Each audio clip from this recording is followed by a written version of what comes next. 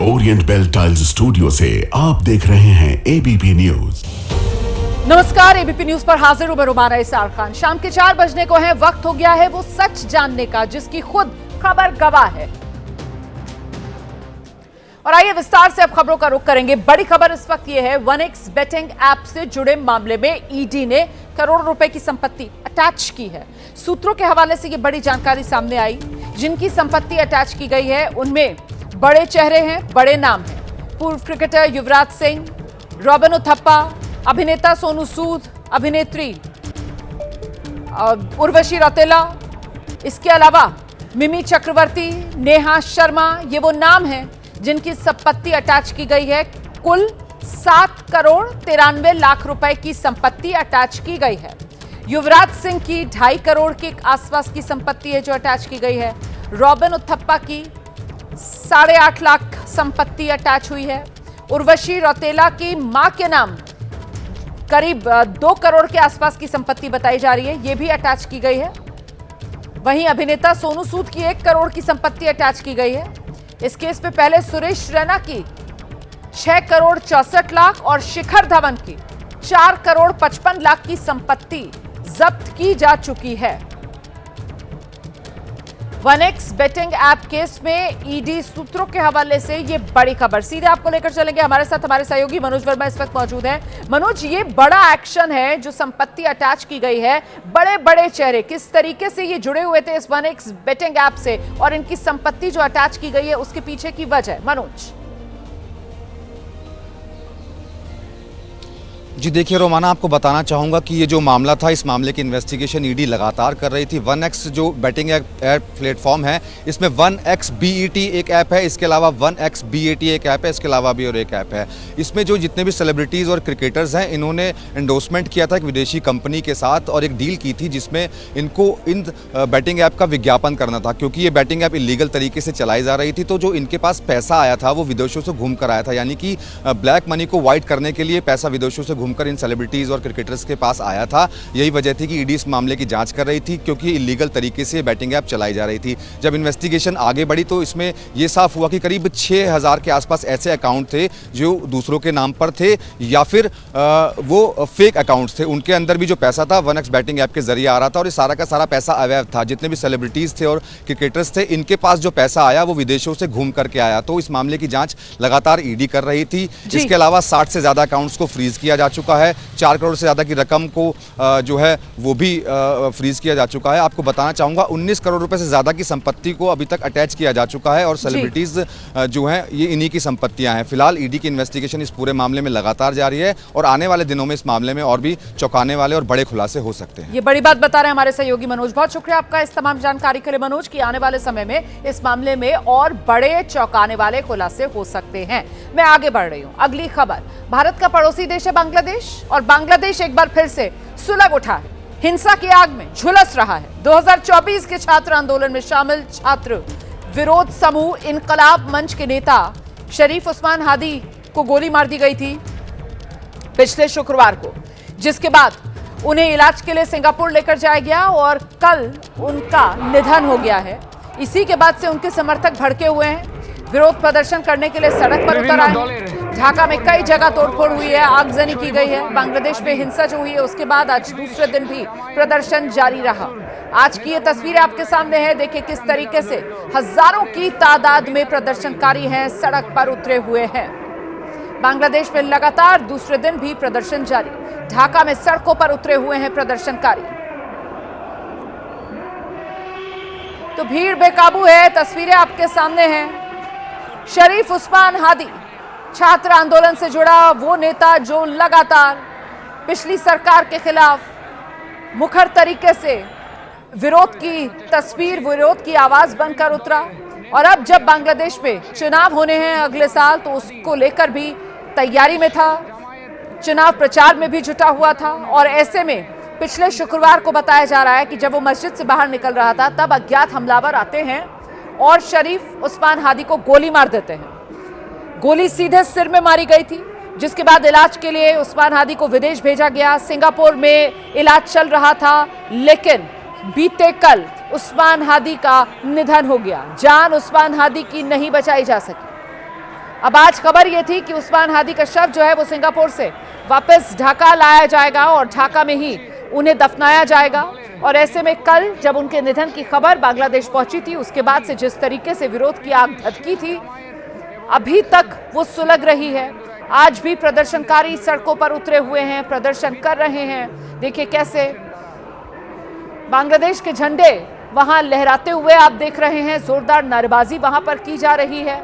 प्रदर्शनकारी सड़क पर उतरे हुए हैं और जो अज्ञात हमलावर हैं उनकी पहचान की जाए, उन तक पहुंचा जाए, कौन थे वो हमलावर। इस तरीके के कई सवाल हैं जिसको लेकर रह रहकर ये जो आंदोलनकारी हैं वो और उग्र हो जाते हैं। उग्र आंदोलनकारियों का ये प्रदर्शन बीते कल से लगातार जारी है और ऐसा लग रहा है कि जैसे एक बार फिर से बांग्लादेश जो है वो बर्बादी की राह पर आगे बढ़ रहा है, क्योंकि बांग्लादेश और बांग्लादेश में ये विद्रोह, बांग्लादेश में ये बगावत जो अब बांग्लादेश को बर्बादी की राह पर आगे बढ़ा रही है। तस्वीरें आपके सामने, ढाका की ये तस्वीरें आप देख रहे हैं। सड़कों पर जुटे हुए हैं हजारों की तादाद में प्रदर्शनकारी। भारत का पड़ोसी है बांग्लादेश, लेकिन बांग्लादेश में हालात एक बार फिर चिंताजनक, फिर से सुलग उठा है बांग्लादेश। विरोध की आग रह रहकर बांग्लादेश में धधक रही। कुछ और जानकारियां आपको देते हैं। युवा बांग्लादेशी नेता उस्मान हादी, मौत हो गई है इसकी, और इसी को लेकर अभी बांग्लादेश में स्थिति क्या बनी हुई है। जो शव लाया जाना था सिंगापुर से वापस ढाका, उसको लेकर अभी का अपडेट क्या है, जानते हैं अपने सहयोगी नीरज राजपूत से। नीरज, अभी क्या अपडेट मिल रहा है? नीरज, मेरी आवाज मिल रही है आपको? रुमाना जी, जानकारी क्या है अभी जी? देखिए, सिंगापुर से जो पार्थिव शरीर है और उस्मान शरीफ का, उसको लाना है या सिंगापुर से आना है, इसी का इंतजार किया जा रहा है कि वो आए। लेकिन हम लोग देख रहे हैं कि काफी ज्यादा जो इस वक्त जो है हालात जो है बांग्लादेश में काफी टेंस बने हुए हैं। वहाँ पर जगह जगह हमने देखा है कि किस तरह से प्रोटेस्ट हुआ, मीडिया के खिलाफ जो आगजनी की खबर आई है। लेकिन अभी जो जानकारी मिल रही है उसके मुताबिक जो डेड बॉडी है वो पहुंचने वाली है, सिंगापुर से बांग्लादेश पहुंचने वाली है। तो क्या ये जो जनाजा होगा उसी में शामिल होने के लिए हजारों की तादाद में हम जो लोगों को देख रहे हैं सड़क पर उतरा हुआ बांग्लादेश में, ये इसी मंशा से यहाँ पर इंतजार कर रहे हैं क्या नीरज? बिल्कुल ऐसा लगता है कि ये सब इंतजार कर रहे हैं कि जहाँ वहाँ पर जो जनाजा होगा उसको लेकर। और ये जो जनाजा है इससे भी जो भारत विरोधी कहीं ना कहीं हम लोग देख रहे हैं कि वो भावनाएं इन लोगों में है, खासतौर से जो शेख हसीना का जो अपोज करती है पार्टी, जो करती है, जमायतें करती हैं, या जो हादी की जो पार्टी थी, इकबाल मंच है, उन सब के जो लोग हैं और इसीलिए ये सब इकट्ठा हुए हैं। इसीलिए बार बार भारत की कोशिश की कि कहा जाए कि जो सुरक्षा जो है, और उन्होंने हाई कमीशन से कहा भी था दिल्ली में कि आप सुरक्षा जो है मजबूत करें। खासतौर से जो हाई कमीशन को लेकर, जो भारत का हाई कमीशन है ढाका में, उसको लेकर, सुरक्षा को लेकर काफी ज्यादा चिंता है। क्योंकि हमने देखा बीती रात भी जो था वहाँ पर पत्थरबाजी की गई थी, हाई कमीशन की बिल्डिंग के बाहर की गई थी, चटगांव तक में भी की गई थी। तो इसीलिए जो है ये स्थिति हाथ से निकल जाए, इसीलिए भारत बार बार बांग्लादेश से इस बात का आह्वान कर रहा था कि आप स्थिति जो कंट्रोल करें। लेकिन ऐसा लगता नहीं है और अब इसका इंतजार किया जा रहा है कि जैसे ही ये शब्द आता है हादी का, उसके बाद स्थितियां कैसी होती है, इस पर निगाहें पूरे लगी हुई है। और ऐसे में अभी जो करता धरता है, जिनके हाथ में बांग्लादेश की कमान है, मोहम्मद यूनुस, वो ऐसा लग रहा है कि पूरी तरीके से बेबस हैं, क्योंकि यहाँ पर उनकी तरफ से राष्ट्र को संबोधित किया जाता है, लेकिन उस संबोधन का कोई खास असर देखने के लिए नहीं मिलता है। बीती रात उन्होंने देश को संबोधित किया था, पर आज भी उसी तरीके से हजारों की तादाद में प्रदर्शनकारी है सड़कों पर डटे हुए। नीरज, तो देखिए, ये जो स्थिति जो अगर ऐसी बनी है तो इसके लिए कहीं ना कहीं यूनुस सरकार भी जिम्मेदार है, खुद मोहम्मद यूनुस भी जिम्मेदार है। जैसे ही शेख हसीना की सरकार गई थी और उनको सत्ता दी गई थी, तो ऐसा लगता था कि वो इसको कंट्रोल करेंगे। और जैसी उनकी छवि थी कि 30 नोबेल पीस प्राइज विजेता हैं तो शांति लेकर आएंगे वो, क्योंकि हमने देखा कि जुलाई 2024 में जिस तरह की स्थिति जो थी वो पूरे बांग्लादेश में बनी थी। लेकिन कहीं ना कहीं इसमें दिखाई देता है कि फेलियर था मोहम्मद यूनुस का। इसी वजह से ये हालात जो है इस तरह के बने। उन्होंने कट्टरपंथियों को जो है पूरी खुली छूट दे रखी थी, अपने देश में दे रखी थी। पाकिस्तानी खुफिया एजेंसी को हम लोग देख रहे थे कि और पाकिस्तानी सेना का किस तरह से दखल बांग्लादेश में हो रहा था। तो इन सब में कहीं ना कहीं जिम्मेदारी जो थी वो मोहम्मद यूनुस की बन रही थी और उसी का नतीजा हम देख रहे हैं और जो जानकारी मिल रही है कि जो हाथी की जो हत्या भी की गई थी उसमें भी कहीं ना कहीं पॉलिटिक्स, इंटरनल पॉलिटिक्स जिम्मेदार है, कहीं ना कहीं उसमें है। क्योंकि जो शख्स जिसकी फोटो रिलीज की है ढाका की पुलिस ने की है, वो भी कहीं ना कहीं हम देख रहे हैं कि वो भी दिखाई देता था, हाथी के साथ ही दिखाई देता था। तो ऐसे में आनंद फानंद में भारत के ऊपर आरोप लगा देना और यूनुस द्वारा, मोहम्मद यूनुस द्वारा इसको कंट्रोल न करना, ये कहीं ना कहीं बड़ी जिम्मेदारी जो थी वो मोहम्मद यूनुस की सीधे तौर से बन रही है। तो इन्होंने इस पूरे हालात जो बने हुए थे, एक हत्या जो हुई है, इसको लेकर उन्होंने भारत विरोधी जो थे प्रदर्शन में और भावनाओं में उसको तब्दील कर दिया गया। एक के बाद एक कई नाकामियां यहाँ पर बांग्लादेश सरकार की देखने के लिए मिल रही है नीरज। एक तो जिस तरीके से कल उस्मान हादी के निधन की खबर आती है सिंगापुर में, और उसके बाद बांग्लादेश में हालात बिगड़ते चले जाते हैं। ऐसा लगता ही नहीं कि बांग्लादेश में कोई व्यवस्था है, कोई सरकार है, कोई सिस्टम है, क्योंकि कुछ भी कंट्रोल कर पाने में इन उपद्रवियों को पूरी तरह नाकाम नजर आता है। और इस बीच नीरज मैं आपके पास आऊंगी, लेकिन बांग्लादेश में शेख हसीना के विरोधी नेता उस्मान हादी और उस्मान हादी की मौत के बाद ये हिंसा जो भड़की, प्रदर्शनकारियों ने बांग्लादेश के पूर्व राष्ट्रपति शेख मुजीबुर रहमान के आवास में भी तोड़फोड़ की। पिछले साल हुए प्रदर्शन में यहां तोड़फोड़ की गई थी तब भी, और तब भी क्षति पहुंचाई गई थी। बाकायदा वो जो बड़ी सी स्टैचू लगी हुई थी शेख मुजीबुर रहमान की, उसे भी गिरा दिया था प्रदर्शनकारियों ने। और अब प्रदर्शनकारियों ने पूरी तरीके से क्षतिग्रस्त इस घर को कर दिया है। घर में प्रदर्शनकारियों को जो कुछ भी दिखा सब कुछ नष्ट कर दिया गया। इसके अलावा वहां शेख हसीना का जो पोस्टर लगा हुआ था उसे आग के हवाले कर दिया गया। शेख हसीना की पार्टी अवामी लीग के ऑफिस को जला दिया गया। ढाका में बंगाली संस्कृति को समर्पित एक संस्था के कार्यालय पर भी कल रात हमला हुआ। जो धनमंडी स्थित मुख्य कार्यालय है वहां पर तोड़फोड़ की गई, आग लगा दी गई। इसके अलावा मीडिया हाउसेस और मीडिया हाउसेस के जो दफ्तर हैं उनको भी आग के हवाले किया गया।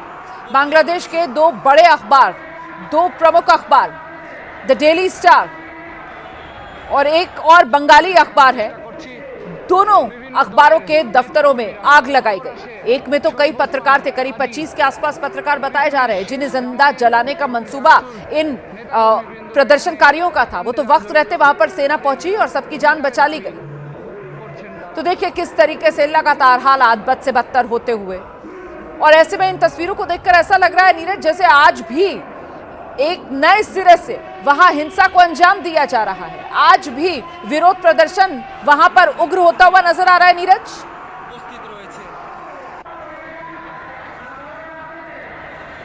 नीरज से हमारा संपर्क नहीं हो पा रहा है, लेकिन ये तस्वीरें एक बार फिर से मैं आपको दिखाने जा रही हूं। देखिए किस तरीके से उग्र प्रदर्शन बांग्लादेश में हुआ है।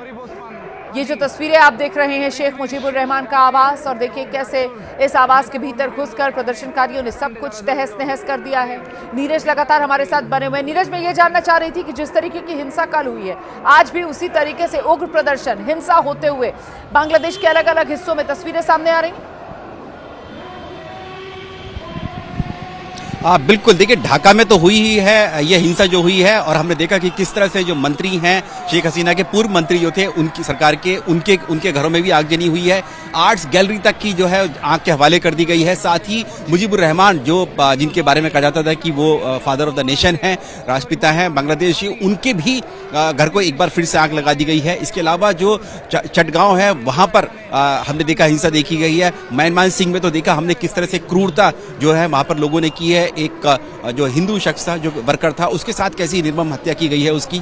और इसके अलावा राजशाही डिस्ट्रिक्ट जो है, जो कि भारत से लगा हुआ डिस्ट्रिक्ट है, वहां पर भी, इन सब जगह पर भी हिंसाओं की घटनाएं सामने आ रही हैं। तो साफ तौर से जो मोहम्मद यूनुस सरकार है ये फेल होती हुई नजर आ रही है। बिल्कुल सही कह रहे हैं, मोहम्मद यूनुस सरकार पूरी तरीके से फेल होती हुई नजर आ रही है। भारत विरोधी ताकतें बांग्लादेश में और मजबूत होती हुई नजर आ रही हैं, और साथ ही अल्पसंख्यक विरोधी ताकतें, कट्टर ताकतें भी बांग्लादेश में हावी हो रही है। और इसी के चलते एक अल्पसंख्यक हिंदू युवक को जिंदा जलाकर बांग्लादेश में बीते कल हिंसा के दौरान मार दिया गया।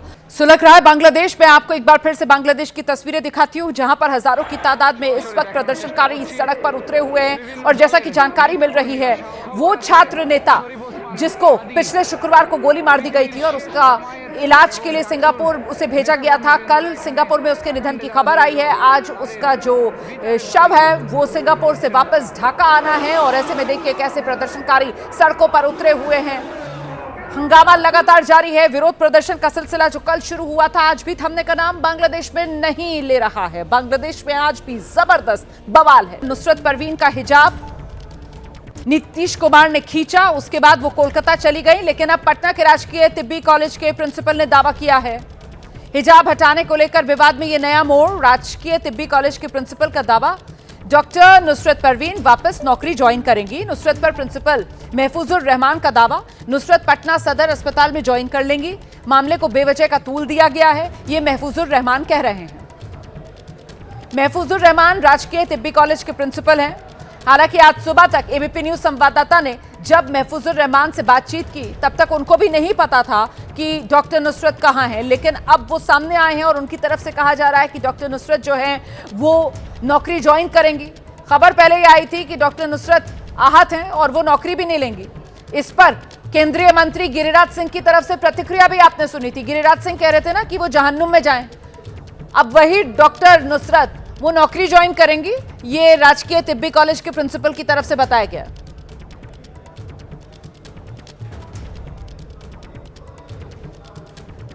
देखिए, इस वक्त हम पटना के राजकीय तिब्बी कॉलेज एवं अस्पताल में हैं। यहाँ के प्रिंसिपल महफूजुर रहमान हमारे साथ हैं। सर, नियुक्ति पत्र वितरण समारोह हुआ था तो सीएम नीतीश ने जो है नुसरत परवीन को, जो यहाँ पढ़ती हैं, यहाँ से पीजी कर रही हैं, यहाँ प्रैक्टिस भी करती हैं, उनको नियुक्ति पत्र दिया तो नकाब हटाने की कोशिश की। उसके बाद से लगातार विवाद हो रहा है। तो कुछ मीडिया रिपोर्ट्स में दावा किया गया कि वो घबरा गई हैं, कोलकाता वापस चली गई हैं और नौकरी ज्वाइन नहीं करेंगी। तो ताज़ा अपडेट क्या है, वो नौकरी ज्वाइन कर रही हैं? हाँ, अभी जो है हमें ताज़ा अपडेट मिला है सुबह में, उनकी ही बैचमेट हैं बिल्किस परवीन, तो उससे मेरी बातें हुई। वो आई भी थी अभी यहाँ पे, तो बोले कि सर वो कल नौकरी ज्वाइन करने जा रही है पटना सदर। और जहाँ तक जो है कि ये जो बयान आ रही है मीडिया में कि मुख्यमंत्री ने नकाब खींचा, बल्कि जब एक सटा हुआ इंसान होता है, एक दूसरे से अटैच होता है या करीब क्या कहते हैं नज़दीक होता है, तो बातों बातों में कह देता है कि यार तुम कैसा कपड़ा पहने हो, तो छू देता है कि देखो तुम्हारा कपड़ा अच्छा नहीं है। तो उसी तरह से उसका चेहरा जब कवर्ड था तो मुख्यमंत्री ने कहा कि भाई अरे क्या तुम मुंह ढकी हुई हो, देखो तुम्हारा साथी सब जो है कि हंस रहा है, खेल रहा है, सेल्फी ले रहा है, तो तुम अपना चेहरे से जो है कि हटाओ, खोलो चेहरा। तो ये बातें हुई है, न कि उसको जो है कि इस्लाम से या हिंदू मुस्लिम से या लड़कियों का जो है होता है कि उसको नीचा दिखाने के नियत से ये सब नहीं किया गया है। तो पटना छोड़ के गई नहीं? पटना में ही है, कलकत्ता नहीं गई है। और ये सब गलत मीडिया में जो है लगातार आप उनके परिवार से संपर्क में? लगातार उनके परिवार जेंट्स लोग बोला कि नहीं हम लोग जो है कि बहुत खुश हैं, वो कहीं से कोई हम लोग सदमे में नहीं है और ज्वाइनिंग होगी। तो तब ये जो विवाद हुआ उसका द एंड है, एक तरह से नौकरी ज्वाइन करेंगी, पटना में ही है? जी, पटना में ही है और ये विवाद का एंड हो गया आज। तो महफूजुर रहमान तिब्बी कॉलेज के प्रिंसिपल को आप सुन रहे थे, वो कह रहे हैं कि इस मामले को हिंदू मुसलमान का रंग देने की जरूरत नहीं है, इस मामले को धार्मिक कट्टरता के एंगल से देखने की जरूरत नहीं है। वो ये भी कह रहे हैं इस मामले को महिलाओं के अपमान से जोड़कर भी नहीं देखना चाहिए। वो तो अगर आपकी किसी से घनिष्ठता होती है, निजता होती है, तो आप कह देते हैं कि अरे तुमने, जैसे लोग दोस्ती में बोल देते, तुमने कैसे कपड़े पहने हुए, इसको ठीक करो, बस इतनी भर मंशा थी नीतीश कुमार की। ये कह रहे हैं कॉलेज के प्रिंसिपल। लेकिन इस बीच बिहार के हिजाब कांड को लेकर सियासी बवाल तो बढ़ गया है।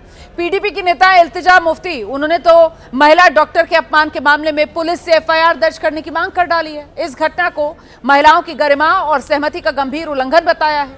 पटना में सीपीआई-एमएल की महिला विंग, अखिल भारतीय प्रगतिशील महिला संगठन ने नीतीश कुमार के खिलाफ प्रदर्शन किया है। लेफ्ट की महिला नेताओं ने नीतीश से माफी की मांग की है और ऐसा नहीं करने पर कोर्ट का रुख करने की भी बात कहती है। ऐसे में सवाल है, बिहार के मुख्यमंत्री नीतीश कुमार माफी कब मांगेंगे? हालांकि आपको बता दें, जेडीयू की तरफ से कहा जा रहा है नीतीश माफी नहीं मांगेंगे। नीतीश ने पटना में आयुष डॉक्टरों के नियुक्ति पत्र वितरण समारोह में एक महिला डॉक्टर का जो है वो हिजाब खींचा था। अब ये मामला लगातार जो है वो तूल पकड़ता जा रहा है। पटना में देखिए धरना प्रदर्शन हो रहा है। भाकपा माले की जो महिला इकाई है, अखिल भारतीय प्रगतिशील महिला संगठन एपवा, उसके द्वारा यहाँ पर बैनर पोस्टर लेके जो है प्रदर्शन जो है वो किया जा रहा है। देखिए लिखा हुआ है कि सार्वजनिक तौर पर किसी स्त्री के कपड़े खींचना मर्यादा और इंसाफ का उल्लंघन है। नीतीश कुमार से माफी मांगने की जो मांग है वो की जा रही है। हम यहाँ पर बात भी करेंगे। देखिए कार्यकर्ता, महिला कार्यकर्ता यहाँ पर हैं। इन लोगों का कहना है कि हम लोग मजबूती से उस महिला डॉक्टर नुसरत परवीन के साथ खड़े हैं। नहीं लगता है कि आप महिला के हितैषी हैं, आपको अपॉलॉजी मांगनी होगी। महिलाएं, देश भर की महिलाएं, विदेशों में भी महिलाएं, क्या पैसे देने की कोशिश है ये प्रोटेस्ट करके? क्या मैसेज मैसेज देने का यही है कि जो नीतीश कुमार को पब्लिक अपॉलॉजी मांगनी चाहिए कि आपने महिलाओं के कॉन्स्टिट्यूशनल राइट पे हमला किया है। किसी भी महिला का अधिकार है कि वो किसी तरह के कपड़े पहने, उनके धार्मिक अधिकार को भी, जो भी संविधान में हमारे फंडामेंटल राइट्स है, उसके ऊपर आपने हमले किए हैं। अच्छा, बड़ी फाइन लाइन है, इसको समझ लीजिए। जेडीयू की तरफ से भी कहा जा रहा है कि हाँ, हिजाब पहनना संविधान जो है वो मुस्लिम महिलाओं को इजाजत देता है और सबको आजादी है, धार्मिक स्वतंत्रता संविधान से मिली हुई है, चाहे कोई पगड़ी पहने, चाहे कोई हिजाब लगाए। ये खुद जेडीयू की तरफ से एबीपी न्यूज पर कहा गया है। लेकिन माफी जेडीयू कह रही है, नीतीश कुमार नहीं मांगेंगे। वहीं आपने देखा कैसे लेफ्ट पार्टी से जुड़ी महिला कार्यकर्ता सड़क पर उतरी हुई थी, नीतीश कुमार माफी मांगे इसको लेकर प्रदर्शन कर रही थी। और मामला जम्मू कश्मीर तक क्योंकि सियासी तौर पर गरमाया हुआ है। महबूबा मुफ्ती की पार्टी पीडीपी ने नीतीश कुमार के खिलाफ श्रीनगर के कोठीबाग थाने में शिकायत दी है, एफआईआर दर्ज करने की मांग की है। खुद महबूबा मुफ्ती की बेटी हैं इल्तिजा मुफ्ती, उन्होंने इस मामले में अपने हाथ में कमान ली है। इल्तिजा कह रही हैं कि अगर पुलिस कार्रवाई नहीं करती है तो फिर तो पुलिस को लेकर भी गंभीर सवाल उठ जाएंगे। हमारे साथ पीडीपी की इल्तिजा मुफ्ती जी। इल्तिजा जी, आपने मुखर तौर पर इस मामले को उठाया है और आज आपने एक कंप्लेंट दी है, क्या कहा आपसे पुलिस ने? देखिए, पुलिस ने ये कहा है कि उनने हमारी कंप्लेंट का कॉग्निसेंस लिया है and we leave it to their wisdom and hopefully हम एक्सपेक्ट करते हैं कि पुलिस एक न्यूट्रल तरीके से एक एफआईआर लॉन्च करे, क्योंकि कानून जो भी तोड़ता है, अगर वो साधारण नागरिक हो मेरी तरह या एक चीफ मिनिस्टर हो, दोनों पे इक्वली अप्लाई होना चाहिए। खबर उत्तर प्रदेश से है, जहां बहराइच जिले से एक ऐसा मामला सामने आया जिसने प्रशासनिक गलियारों में हलचल मचा दी है। कथावाचक नाम पुंडरीक महाराज। पुंडरीक महाराज को बहराइच में गार्ड ऑफ ऑनर दे दिया गया और जब यह खबर सामने आई उसके बाद खुद इस मामले में यूपी पुलिस के जो आला अधिकारी हैं अब वो कार्रवाई कर रहे हैं, जिसके बाद बहराइच में एबीपी न्यूज ने पुंडरीक महाराज से बात करने की कोशिश की। तो फिर क्या हुआ, जरा ये देखिए आप। जरा तस्वीरें दिखाइए जब एबीपी न्यूज ने बात करने की कोशिश की है पुंडरीक महाराज से।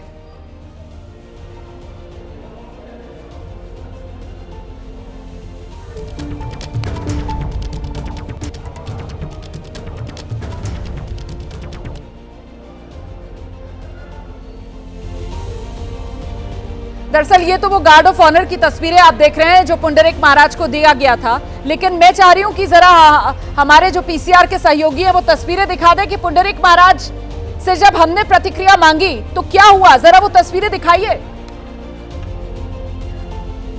मैं बताती हूं आपको, तब तक वो तस्वीरें हम तैयार कर रहे हैं। दरअसल पहले तो बाबा ने मौन रहने का इशारा कर दिया और इसके बाद उनके साथ जो लोग मौजूद थे, उनके चेले कहने लगे मीडिया को कि बाबा मौन व्रत पर हैं, आप चले जाइए, आधे या 1 घंटे के बाद आइएगा। तो कुल मिलाकर ये क्यों ना कहा जाए कि अब जवाब देते बन नहीं रहा है बाबा से, और इसीलिए अब चेले जो हैं वो ये बता रहे हैं कि बाबा ने मौन व्रत धारण कर लिया है, मीडिया वाले अभी यहां से चले जाएं। ये तस्वीरें आप देख रहे हैं बहराइच में जब बाबा को लाल कालीन बिछाकर स्वागत किया गया और गार्ड ऑफ ऑनर दिया गया। भैया अभी मौन है, आधा घंटे मौन, 1 घंटे बाद अभी मौन है भैया, मौन रहते हैं मौन है भैया, कथा के बाद मौन रहते हैं। आश्रम आ जाइए, आश्रम बैजंती आश्रम, बैजंती आश्रम, चलो। तो ये वो प्रतिक्रिया थी जो दी गई है महाराज जी की तरफ से, इशारों ही इशारों में बता रहे हैं कि मैं बोल नहीं सकता हूं, और साथ में जो चेले चल रहे हैं वो बता रहे हैं कि बाबा जी मौन व्रत पर है। मौन है भैया, अभी बोल ही नहीं सकते हैं, आधे घंटे बाद 1 घंटे बाद आइएगा, आश्रम आइएगा, वहां आकर प्रतिक्रिया लीजिएगा। लेकिन सलामी बाबा जी ने खूब ली। तस्वीरें आप देख रहे हैं, कथावाचक हैं, उम्र महज 33 साल के आसपास की है, सलामी ली है पूरी। लेकिन अचानक से जब सवालों में घिरे और पत्रकार ने सवाल पूछा, एबीपी न्यूज ने सवाल पूछा, तब मौन पर थे बाबा जी। देखिए, अभी मौन है महाराज, भैया अभी मौन है, आधा घंटे मौन, 1 घंटे बाद अभी मौन है भैया, मौन रहते हैं मौन है भैया, कथा के बाद मौन रहते हैं। आश्रम आ जाइए, आश्रम बैजंती आश्रम, बैजंती आश्रम, चलो। मुद्दा बड़ा है, संवैधानिक प्रोटोकॉल के साथ खिलवाड़ हुआ है, प्रोटोकॉल के हिसाब से तो बनता नहीं था गार्ड ऑफ ऑनर, लेकिन गार्ड ऑफ ऑनर तो ले लिया है बाबा जी ने। और अब इसको लेकर जब सवाल पूछा जा रहा है तो बाबा जी मौन है, अभी बोलेंगे नहीं।